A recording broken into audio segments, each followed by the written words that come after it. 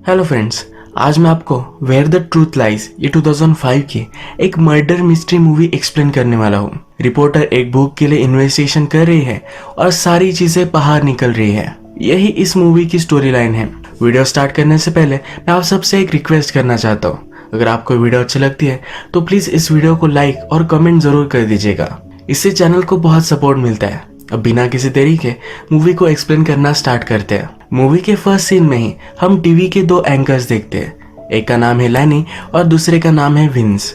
ये दोनों as a Duo ही काम करते हैं। लैनी कुछ फनी करता है और उसे जस्टिफाई करने का काम विंस करता है। इसी तरीके से इनका एक्ट चलता है। इन दोनों का कॉम्बिनेशन बहुत ही परफेक्ट है। फर्स्ट सीन में हम देखते हैं कि एक बड़ी सी चैरिटी के लिए इन दोनों ने टीवी इवेंट रखा है। बहुत दिनों तक ये चल रहा था तो कंटिन्यूअसली वहाँ एंकरिंग कर रहे थे। इन्होंने थोड़ा भी ब्रेक नहीं लिया है। इसके बाद डायरेक्टली इनके ही होटल रूम में हमें एक बॉडी दिखती है। जिसकी बॉडी थी उसका नाम था मॉरिन। अब मॉरिन का मर्डर किसने किया था यही इस मूवी की मिस्ट्री है। इसके बाद मूवी में बहुत सारा टाइम गुजर चुका है। फर्स्ट सीन जो हमने देखा था इसमें विंस और लैनी ये दोनों यंग थे। इन दोनों ने अलग अलग करियर पाथ चूज किए और अब ये अपने 50s में है। इसके बाद हमारा और एक मेन कैरेक्टर जिसका नाम है कैरन, ये विंस के साथ एक कैफे में आई हुई हम देखते हैं। कैरन एक जर्नलिस्ट है और वो विंस को मना रही है कि उसे बुक लिखनी चाहिए। कैरन को पब्लिशर से उसे $1 मिलियन ऑफर करने के लिए बताया गया है। अब बहुत सालों पहले क्या हुआ था, मॉरिन की बॉडी विंस और लैनी के रूम में थी। तब वहाँ क्या हुआ था ये सब चीजें कैरन चाहती है कि विंस अपने बुक में लिखे। वो विंस को कहती है कि तुम्हें सिर्फ उस दिन के बारे में फैक्ट्स बताने हैं। मैं सब कुछ जैसा होगा वैसा ही लिख डालूंगी, फिर लोग अपना कंक्लूजन निकाल सकते हैं। लैनी और विंस अब एक दूसरे के साथ काम नहीं करते। इसका पीछे का रीजन भी उसे चाहिए।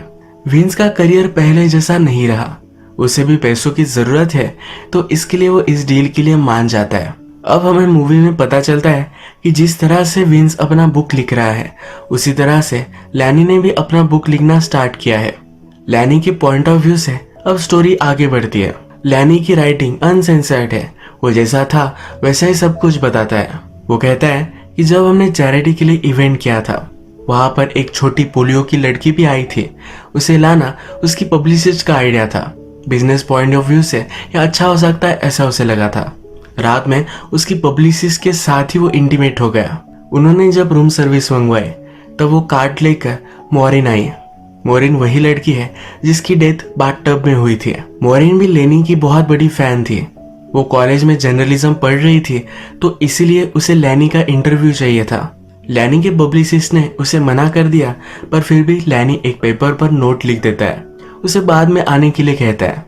अब लैनी के पॉइंट ऑफ व्यू से जो भी सब चल रहा था ये सब चीजें कैरन को उसके लॉयर पढ़ने के लिए देते हैं। जैसे हमें पता है कि कैरन विंस के लिए बुक लिख रही थी तो उसे डीमोटिवेट करने के लिए ये सब वो करते हैं। लैनी अपनी स्टोरी आगे बढ़ाता है। वो कहता है मुझे जो भी लड़की चाहिए थी वो मुझे मिल जाती थी। कभी हम स्टैंड अप कॉमेडी करते थे तब रूम में से ही मैं कोई चूज कर लेता था। लैनी के लिए एक काम करने वाला आदमी था, उसका नाम था रूबन। लैनी कहता है कि लड़की के साथ कोई भी हो पर रूबन हमेशा उसे भगा देता था। कोई भी प्रॉब्लम आई तो सब रूबन सॉल्व करता था। एक दिन ऐसे ही लैनी स्टैंड अप कॉमेडी कर रहा था। उसने उस लड़की के साथ अनअप्रोप्रिएटली बात की। उस लड़की के साथ उसका बॉयफ्रेंड भी था तो उस पर वो चिढ़ गया।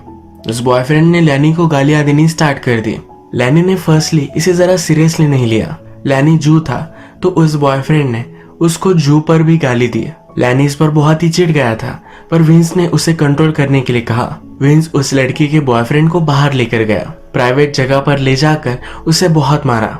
यहाँ पर हम देख सकते हैं कि विंस और लैनी इन दोनों की फ्रेंडशिप बहुत ही स्ट्रांग है। इसके बाद हमें फिर से कैरन का प्रेजेंट दिखाया जाता है। एक दिन कैरन अपने काम के लिए ट्रैवल कर रही थी तो वहां उसे लैनी मिला। एरोप्लेन में इन दोनों ने एक दूसरे के साथ ही लंच किया। लैनी को कैरन के बारे में कुछ भी पता नहीं था तो कैरन ने अपनी आइडेंटिटी छुपा दी।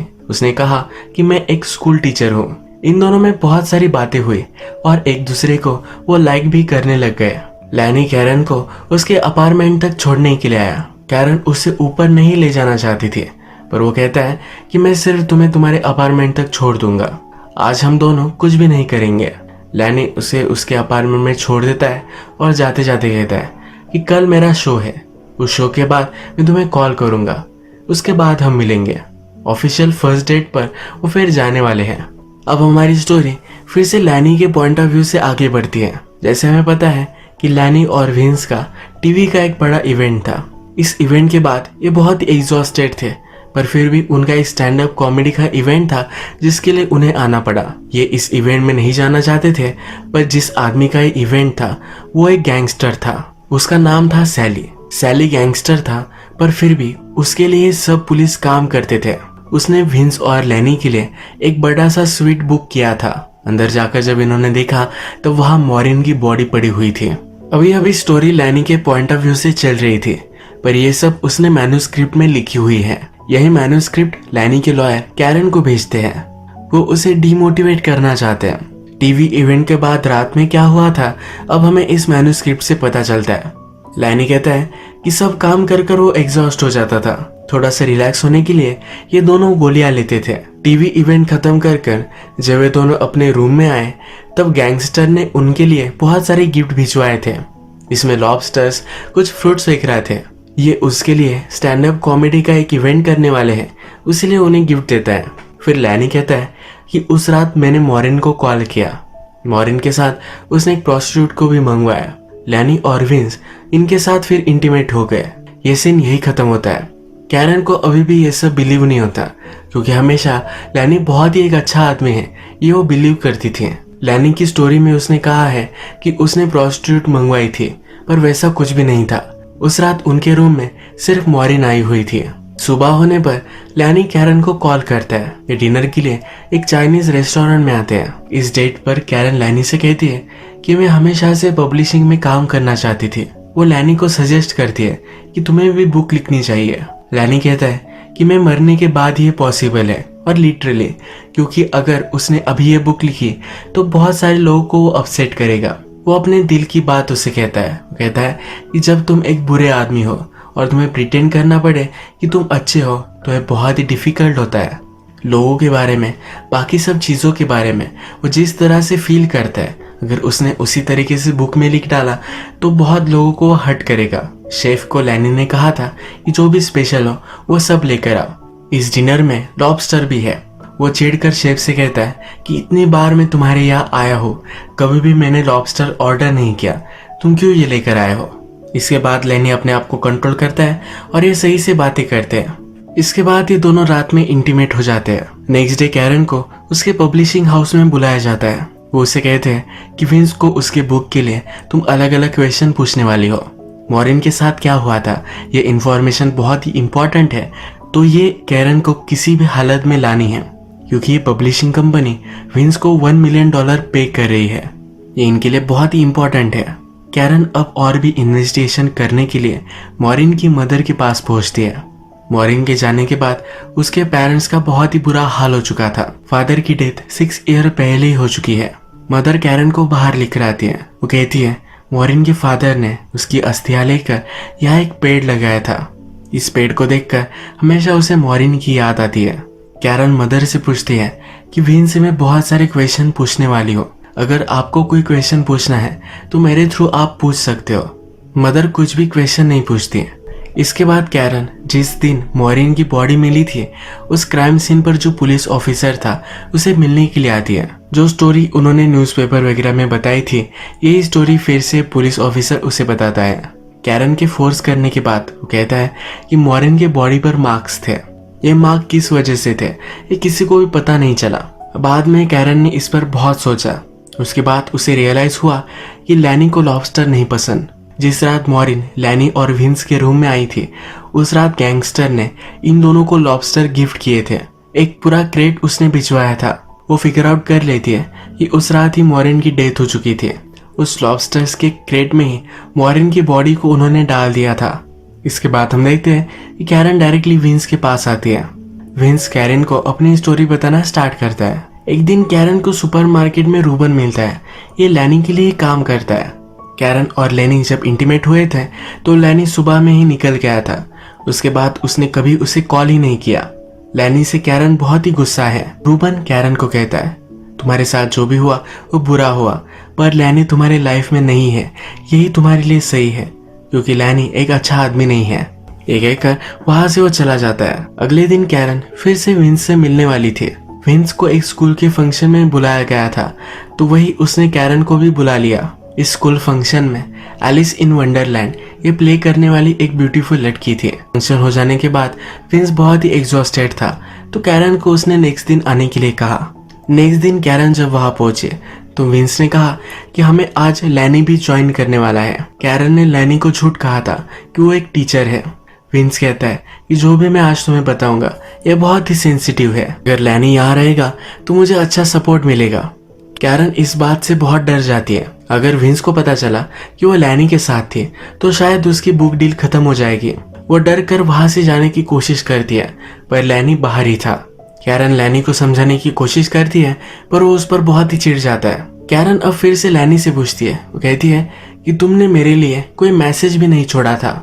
ये सुनकर लैनी सरप्राइज्ड है। वो कहता है कि मेरा एक शो था, उसके लिए मुझे सुबह ही जल्दी जाना पड़ा।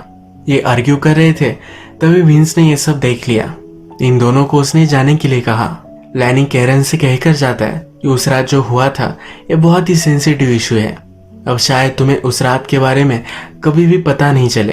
कैरन भागते भागते विंस से माफी मांगने के लिए आती है। विंस कहता है कि नाइट में तुम फिर से आना, हम तब डिसाइड करेंगे। रात में विंस और कैरन ये डिनर करते हैं। डिनर करते वक्त विंस एक गोली लेता है, कैरन को भी ऑफर करता है। कैरन पहले मना करती है, पर उसे लगता है कि उसकी विल पावर बहुत ही स्ट्रांग है, इस गोली का असर उसे नहीं होगा। जब वो छोटी थी तब उसे पोलियो था। अपनी विल पावर से ही अपने पोलियो को उसने क्योर किया था। उसे अभी भी लगता है कि इस गोली की उस पर पावर नहीं आएगी। टीवी मैराथन में जिस छोटी लड़की को पोलियो हुआ था ये कैरन ही थी, इसीलिए लैनी को अपना हीरो मानती है। डिनर करने के बाद विंस की इंटरव्यू जब वो लेना स्टार्ट करती है तो अचानक से उसे चक्कर आने लगते हैं। वो अब कुछ भी बात नहीं कर सकते। छोटे बच्चों के प्ले में जो ब्यूटीफुल लड़की थी उस लड़की को विंस ने बुला लिया है। नशे में कैरन इस लड़की के साथ इंटीमेट हो जाती है। सुबह होने पर कैरन रियलाइज करती है कि उसने कल रात क्या किया। उसे ये भी पता होता है कि विंस ने गोली ली ही नहीं थी। वो विंस को कन्फ्रंट कर पूछती है कि तुमने ऐसा सब क्यों किया। वो कहता है कि मेरे बारे में तुम्हें बहुत सारी चीजें अब पता चलेगी, तुम पर भी मुझे कुछ पता होना चाहिए। जब वो लड़की और कैरन इंटीमेट हो रहे थे तब इन दोनों की फोटो विंस ने ले ली थी।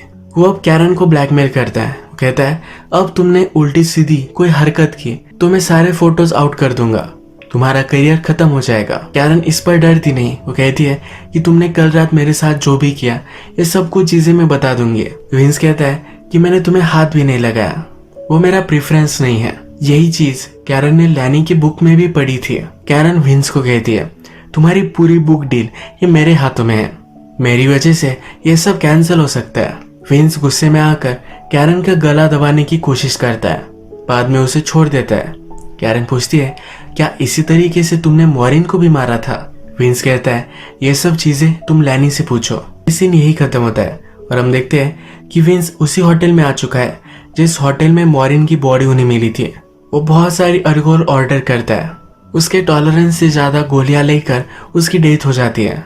उसने सुसाइड कर ली। घर आने के बाद कैरन को लैनी के बुक का फिर से एक चैप्टर मिलता है।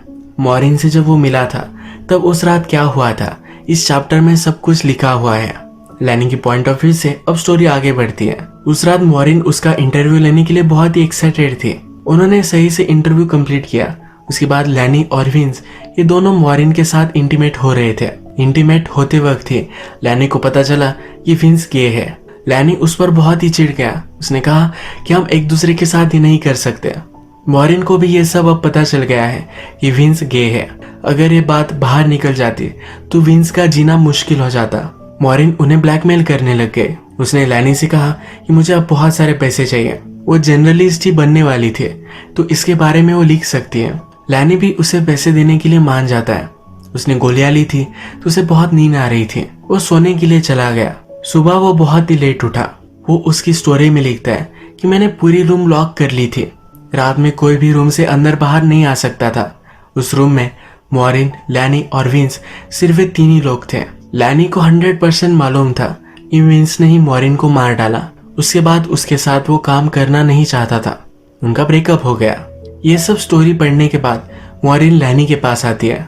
विंस डेड है तो उसकी बुक कंप्लीट करने के लिए लैनी ही उसे हेल्प कर सकता है। वो लैनी को कहती है कि विंस बहुत ही फनी था, उसकी ये साइड बाहर आनी चाहिए, तुम मुझे हेल्प कर सकते हो। लैनी कहता है कि तुम्हारी वजह से उसने सुसाइड कर ली, उसे कुछ भी हेल्प नहीं करने वाला। लैनी की बुक का लास्ट चैप्टर जो कैरन ने पढ़ा हुआ है उसके बारे में बोलती है। लैनी इसको सुनकर सरप्राइज्ड होता है क्योंकि लैनी ने वो चैप्टर उसे भेजा ही नहीं था। वहां से उसे निकल जाने के लिए कहता है। बिल्डिंग से बाहर आने के बाद रूबन उसे स्पॉट करता है, उससे बात करने लग जाता है। वो कहता है कि जिस रात मॉरिन की डेथ हुई उस रात उसने जो इंटरव्यू ली थी उसकी टेप मेरे पास है।